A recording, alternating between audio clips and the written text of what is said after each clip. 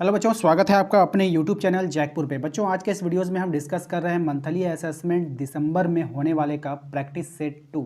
यानी इसके पहले भी आपका प्रैक्टिस सेट 1 आपके चैनल पे अपलोड है। यदि आप लोगों ने नहीं देखा है तो चैनल पे जाइएगा, वहाँ पर एक आपको प्लेलिस्ट का बटन दिखेगा। ठीक है, जब आप प्लेलिस्ट में जाएंगे तो वहाँ पर फिर आपको अपने क्लास के फोल्डर में जाना है, वहाँ पर आप अपना इसे देख सकते हैं।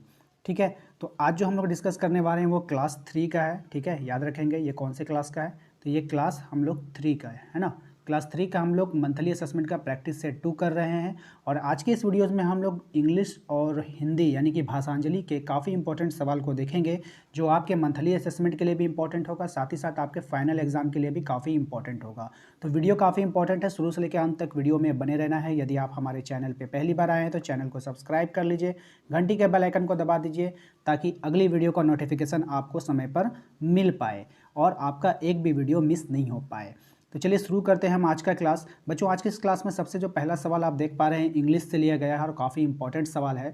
सवाल को समझाया भी जाएगा, सवाल को इतना कोशिश किया जाएगा कि आपको इसी वीडियोस में सवाल याद हो जाए। ठीक है, साथ ही साथ बच्चों आप लोगों को एक निवेदन है कि यदि आप लोगों के पास मंथली असेसमेंट का जो भी क्वेश्चन आपको मिलेगा दिसंबर माह का, जो कि आपके स्कूल के द्वारा उपलब्ध कराया जाता है आपके व्हाट्सएप पे, तो आप हमें दिए गए नंबर पे तुरंत व्हाट्सएप करेंगे उस क्वेश्चन को। नंबर है हमारा 9798, ठीक है, 054010। इस नंबर पे क्या करना है, आपको अपना मंथली असेसमेंट का क्वेश्चन को सेंड कर देना है। इससे होगा ये कि आपका जो क्वेश्चन हो आएगा उसका वीडियोस जल्द से जल्द बनाकर आप लोगों के तक पहुंचाने का काम किया जाएगा। तो चलिए स्टार्ट करते हैं हम अब आज का क्लास। देखिए, आज के इस क्लास में सबसे पहला जो सवाल है आपका, हु स्टिचेस योर क्लोथ, यानी आपका जो कपड़ा होता है ना उसको कौन सीता है। ठीक है, आपसे इस सवाल में पूछा जा रहा है कि आपके कपड़े को कौन सीता है। तो बच्चों, आपके कपड़े को कौन सीता है, तो टेलर सीता है, जिसे हम हिंदी में क्या कहते हैं बच्चों, दर्जी कहते हैं। टेलर, टेलर को हम लोग हिंदी में क्या कहते हैं बच्चों, दर्जी कहते हैं। ठीक है ना, तो हम लोगों के कपड़े को कौन सीता है, टेलर कहता है, सीता है। तो आपको लिखना है टेलर स्टिचेज माई क्लोथ, यानी टेलर जो है हमारे कपड़े को सीता है। ठीक है, नेक्स्ट सवाल है हमारा, हु ग्रो ग्रेन्स, यानी हमारे जो खेतों में जो घास को कौन उगाता है, धान को कौन उगाता है, तो ग्रो ग्रेन्स कौन करता है, तो किसान करते हैं बच्चों। कौन करते हैं, किसान करते हैं। और उसे हम लोग अंग्रेजी में कहते हैं फार्मर। क्या कहते हैं बच्चों, फार्मर। और फार्मर का हिंदी क्या होता है बच्चों, किसान होता है। क्या होता है बच्चों, किसान, जो खेतों में खेती करते हैं। ठीक है, तो किसान ग्रो ग्रेन्स, आपको क्या लिखना है आंसर में, किसान ग्रो ग्रेन्स। ये आंसर आपको यहाँ पे दिख रहा होगा, आप इसे अपने कॉपी पे नोट कर सकते हैं अच्छे से। ठीक है बच्चों, उम्मीद करते हैं कि आपको समझ में आ गया है क्या करना है। चलिए हम अपने अगले सवाल पे चलते हैं। Who makes pots, who makes pots, यानी कि बर्तन को कौन बनाता है ना। मेक पॉट्स, पॉट्स का मतलब क्या होता है बच्चों, बर्तन होता है। और बर्तन को कौन बनाता है, आपको इस सवाल में पूछा गया है। ठीक है, तो पॉटर, बर्तन बनाने वाले को क्या कहते हैं, पॉटर कहते हैं ना। Potter makes pots. ठीक है, तो इसको आप आराम से लिख पाएंगे अपने आंसर पे। नेक्स्ट सवाल है, हु मेंट्स योर शूज़, आपके जूते को कौन बनाता है। ठीक है, हु मेंट्स योर शूज़, आपके जूते को कौन बनाता है, तो इसमें आपको आंसर लिखना है कॉबलर। ठीक है, cobbler mends shoes, cobbler mends my shoes. तो ये हो जाएगा आपका सही आंसर इंग्लिश का। ठीक है बच्चों, तो उम्मीद करते हैं कि आपको समझ में आ गया है। तो चलिए हम अपने अगले टॉपिक पे चलते हैं। बच्चों, हमारा जो अगला टॉपिक लिया गया है वो भाषांजलि से लिया गया है, जो काफ़ी इंपॉर्टेंट सवाल होगा आपके एग्ज़ाम के लिए, आपके मंथली असेसमेंट के लिए भी और आपके फाइनल एग्ज़ाम के लिए भी। तो आज का जो सवाल आपके भाषांजलि से लिया गया है उसमें काफ़ी इंपॉर्टेंट है, ध्यान दीजिएगा। इस सवाल में आपसे पूछा गया है कि पुराने समय में जो पत्र होते थे वो किस प्रकार भेजा जाता था। तो पुराने समय में पत्रों को यानी चिट्ठियों को किस प्रकार एक स्थान से दूसरे स्थान पर भेजने का काम किया जाता था। आज के ज़माने में आप देखते हैं कि आपके पास पोस्टमैन आता है, ख़त लेकर के आता है ना, उसके पास एक थैला होता है, वो साइकिल पे लेकर के आता है। और शहरों में क्या होता है, मोटरसाइकिल पे लेके आता है। लेकिन पुराने ज़माने में तो ना मोटरसाइकिल था ना तो साइकिल था, तो वहाँ पर जो है वहाँ पर उस समय डाकिया नहीं हुआ करता था। तो उस समय पत्र को कौन ले जाया करता था, इसी सवाल का आपसे पूछा गया है। तो बच्चों, इसके आंसर में आपको लिखना है कि पुराने समय में हरकारे, हरकारे, ठीक है, हरकारे जिसे हम लोग दूत भी कहते हैं, दूत के नाम क्या हुआ, हिंदी में हरकारे हो गया। हरकारे द्वारा पत्र भेजा जाता था।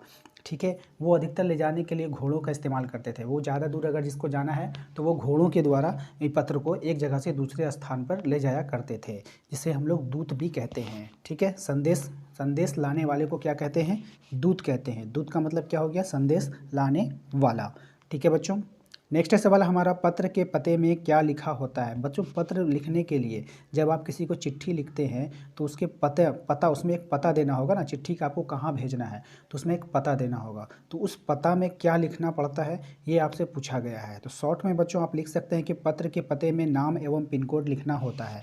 अब बच्चों यहाँ पर आपको समझना होगा, जैसे आप किसी को चिट्ठी लिख रहे हैं तो सबसे पहले आप जिसको लिख रहे हैं उसका नाम लिख दीजिए। ठीक है, आप उसका नाम लिख सकते हैं, उसके पिता का नाम लिखना होगा। ठीक है, क्या कि एक ही नाम के बहुत सारे लोग होते हैं, तो एक ही नाम के बहुत सारे लोग होते हैं तो आप वहाँ पे क्या कर सकते हैं, उसके पिता का नाम से उसको चिन्हित कर सकते हैं। साथ ही साथ उसके शहर का नाम लिख दीजिएगा और शहर का नाम लिखने के बाद उसका पिन कोड दे दीजिएगा। पिन कोड क्या होता है बच्चों? हर एक शहर का अपना अपना कोड होता है। ठीक है ना, तो हर एक शहर का अपना अपना कोड होता है जिसे हम लोग पिन कोड कहते हैं। यह 6 डिजिट का होता है, यानी 6 अंकों का होता है। ठीक है, आप समझ गए। तो आपको यहाँ पे सिंपल उतना नहीं लिखना, आप सिर्फ इतना लिख सकते हैं कि पत्र के पते में नाम एवं पिन कोड लिखना होता है। ठीक है बच्चों। अगला सवाल है हमारा कि आप अपनी बोलचाल में इनको क्या कहते हैं? यानी हर एक चीज़ का एक अपना बोलचाल की भाषा होती है और एक किताबी भाषा होती है। जो किताबी भाषा होती है बच्चों, वो सुनने में काफ़ी अच्छा लगता है। अब जैसे हम अमरूद की बात करें, ठीक है बच्चों, तो अमरूद को आप यहाँ देख पा रहे हैं, अमरूद जो है एक अच्छा नाम है। ठीक है, लेकिन सभी जगह पर इसका नाम चेंज हो जाता है। तो आम बोलचाल में अमरूद को क्या कहेंगे? तो अमधुर कहा जाता है। क्या कहा जाता है बच्चों? अमधुर कहते हैं। ठीक है। नेक्स्ट है हमारा खिड़की। बहुत सा जगह में खिड़की सुनने में अच्छा लगता है, चलो खिड़की है, लेकिन कहीं पर आप देखेंगे कि खिड़की का नाम चेंज हो जाता है। तो खिड़की को कहीं कहीं पर जो है जंगला भी कहा जाता है। क्या कहा जाता है? जंगला कहा जाता है। ठीक है ना, तो काफ़ी इंपॉर्टेंट सवाल है ये, आपके एग्जाम में पूछने की काफ़ी संभावनाएं हैं, तो इसे आप याद कर लेंगे। ठीक है। नेक्स्ट है हमारा लकड़ी। तो लकड़ी को कहीं कहीं पर क्या बोलते हैं? जरना बोलते हैं। लकड़ी को क्या बोलते हैं? जरना बोलते हैं। ठीक है। प्रकार से बच्चों आप लोगों को पेड़ के बारे में पूछा जा सकता है कि पेड़ को क्या कहते हैं? तो पेड़ को गाछ कहते हैं। ठीक है ना, बोलचाल की भाषा में इसे गाछ कहा जाता है। अगर हम गिलहरी की बात करें तो गिलहरी को हम लोग बोलचाल की भाषा में लुखी कहते हैं। क्या कहते हैं बच्चों? लुखी कहते हैं गिलहरी को। ठीक है।